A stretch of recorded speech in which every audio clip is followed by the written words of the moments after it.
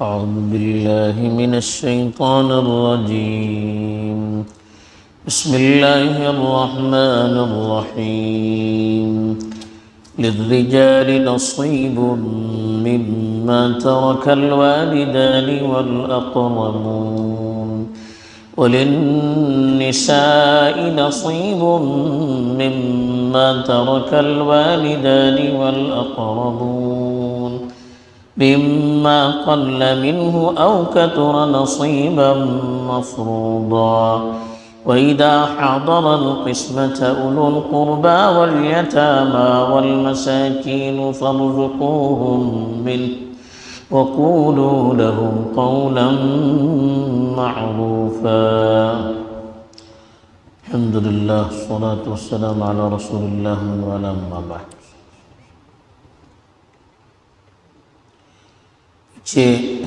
کئی آیات سے یتیموں کے مال کے سلسلے میں اور ان کے حقوق کے سلسلے میں گفتگو چل رہی ہے. عربوں میں اس زمانے میں خاص طور پر یہ رواج تھا کہ کوئی مرتا تھا تو اس کا وارث اس کی اولاد میں وہی بچہ بنتا تھا جو جنگ میں شریک ہونے کے لائق رہتا تھا، جس کی وجہ سے عورتیں اور چھوٹے بچے وراثت سے محروم کیے جاتے تھے. اور عام طور پر اس وقت تک دنیا میں عورتوں کو وراثت میں حق دینے کا رواج نہیں تھا، اب تک بھی نہیں تھا. ابھی کچھ سالوں پہلے اس طرح کے حقوق ان کو دینے کی بات کی گئی تھی، اور نہ اس سے پہلے رواج نہیں تھا، نہ عربوں میں نہ دوسری جگہ. تو عورتوں کو بھی اور بچوں کو بھی محروم کیا جاتا تھا. قرآن نے وراثت کے سلسلے میں سب کے حقوق متعین کیے اور بتایا کہ رشتہ داری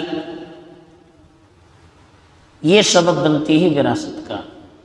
جیسے رشتہ داری کے مراتب ہوتے ہیں اس اعتبار سے وراثت حاصل ہوتی ہے. اس میں چھوٹا بڑا مالدار غریب اس سے کچھ فرق نہیں پڑتا. جو وارث ہوگا اس کو حصہ ملے گا، چاہے وہ بڑے ہوں چھوٹے ہوں، مرد ہوں عورت ہوں، بالغ ہوں نابالغ ہوں، مالدار ہوں غریب ہوں، کوئی بھی ہو. اس کو شریعت نے اس کا حق اپنی طرف سے متعین کر دیا تاکہ لوگ اپنی مرضی سے تقسیم کر کے کسی کی حق تلفی نہ کریں. اسی لیے ارشاد فرمایا للرجال نصیب، مرد کا حصہ ہے مما ترک الوالدان والاقربون، اس مال میں سے جو والدین یا رشتہ دار چھوڑ کر جائیں. وَلِلنِّسَاءِ نَصِيبٌ، عورتوں کا بھی حق ہے مما ترک الوالدان والاقربون، اس چیز سے جس کو والدین اور قریبی رشتہ دار چھوڑ جائیں. مما قل منہ او کثر، چاہے وہ تھوڑا ہو یا زیادہ بہت ہو. نصیبا مفروضا، طے شدہ حصہ. اب اس میں اللہ تعالیٰ نے ایک بات تو یہ بتائی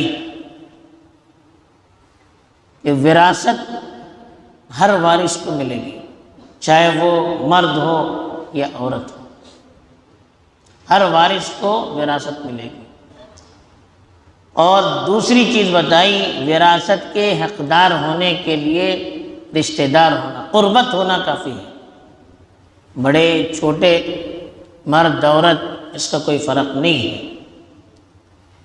تیسری چیز بتائی مال تھوڑا یا بہت، ہر مال میں سے تقسیم ہوگی. ایسا نہیں کہ زیادہ مال ہو تو تقسیم ہو گئی، کم مال ہو تو تقسیم نہیں کیا. نہیں، مال تھوڑا ہو یا زیادہ ہو، حصہ زیادہ ملے یا کم ملے، تقسیم بہرحال کرنا ہوگا. اور چوتھی بات یہ معلوم ہوئی کہ تقسیم کیسے کریں گے. نصیبا مفروضا، اللہ کی طرف سے طے شدہ حصے، اپنی مرضی سے ہم باٹا باٹی نہیں کر سکتے کہ نہیں مجھے زیادہ چاہیے، اس کو کم دیا جائے، وہ بڑا ہے یہ چھوٹا ہے۔ کتنا حصہ کس کو ملنا چاہیے اتنا حصہ شریعت نے خود طے کر دیا۔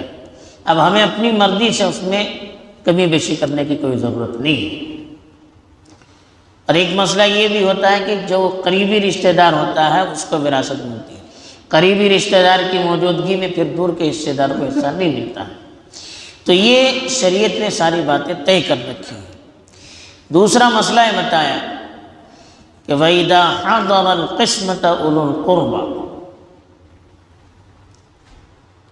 پہلے ہوتا تھا کہ وراثت جب تقسیم ہوتی تھی تو بہت سارے رشتہ دار وہاں پر حاضر رہتے تھے، بعض یتیم ہوتے تھے، بعض محتاج بھی ہوتے تھے، آتے تھے کسی امید پر آتے تھے شاید ہم کو بھی مل جائے۔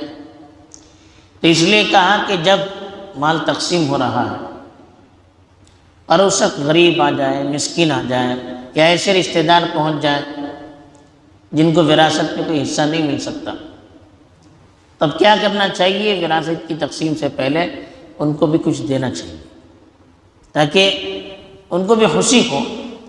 لیکن یہ حکم کوئی واجبی نہیں ہے، بہتر ہے، افضل ہے۔ تو اسی کے بارے میں بتایا کہ فَإِذَا حَضَرَ الْقِسْمَةَ، جب تقسیم کے موقع پہ حاضر ہوں، اولو القربہ رشتہ دار، والیتامى یتیم، والمسکین والمساکین مسکین، فارزقوہم منہ، تو اس میں سے ان کو بھی کچھ دے دو۔ تقسیم کے موقع پر آئے بعض رشتہ دار یہ سمجھ کر شاید ہمارا بھی کوئی حصہ ہو، بعض یتیم رہتے ہیں گھر میں، ان کا حصہ نہیں رہتا ہے، وہ محروم ہو جاتے ہیں۔ مثلا باپ ہے، اس کا انتقال ہو گیا، لیکن ایک بیٹے کا اس کی زندگی میں انتقال ہو چکا ہے، اب اس کے جو بچے ہوتے ہیں پوتے، ان کو حق نہیں ملتا، اب وہ بھی بیچارے وہاں موجود ہیں۔ باپ کی موجودگی میں بیٹا مر گیا تب اس کا حق ہوتا نہیں ہے، اب اس کی جو اولاد ہوگی وہ بھی محروم رہیں گے، لیکن اس وقت بیچارے وہ موجود ہیں گھر میں، ساتھ میں رہتے ہیں، اب وہ بھی سامنے رہیں گے تو ان کو بھی تکلیف ہو سکتی ہے، ان کو بھی کچھ دے دیں۔ مسکین ہے، محتاج ہے، غریب لوگ کچھ آ گئے اس وقت تو ان کو بھی کچھ دے دیں۔ فارزقوہم منہ، ایسے موقع پر، تقسیم کے موقع پر رشتہ دار ہیں، یتیم ہیں یا مسکین ہے، وہ اگر موجود ہوں تو ان کو بھی کچھ دے دیا جائے۔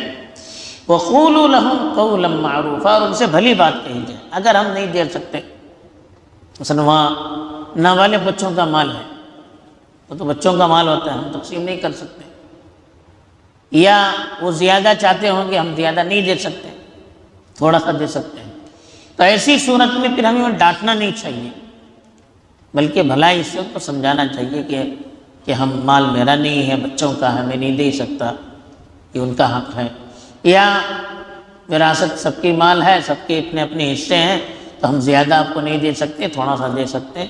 بھلائی سے ان کو سمجھانا چاہیے ایسے موقع پر۔ ایسے موقع پر بھی غصہ کرنا، ناراض ہونا، سخت بات کرنا یہ بہتر نہیں ہے۔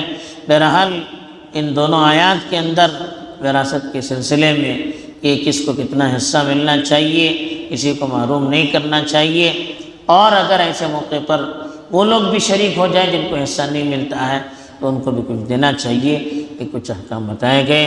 اللہ تعالیٰ صحیح طور پر ہمیں ایک دوسرے کے حقوق کو ادا کر کے آپس میں مل جل کر رہنے کی توفیق دے۔ آمین۔ وآخر دعوانا الحمد للہ رب العالمین۔